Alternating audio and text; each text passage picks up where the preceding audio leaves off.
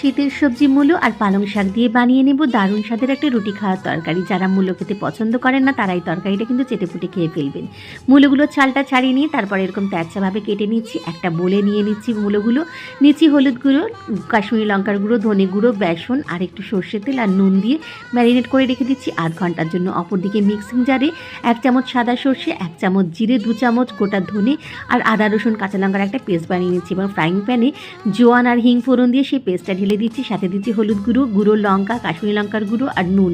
মশলাটা কষে নিয়ে দিয়ে দিচ্ছি টমেটো কুচি, বেশ 2টো টমেটো ব্যবহার করেছি এখানে। টমেটোটা গলে গেলে ম্যারিনেটেড মূলোগুলো দিয়ে একটু কষে নিয়ে তারপর দিয়ে দিচ্ছি ছোটো করে কুচোনো পালং শাকগুলো।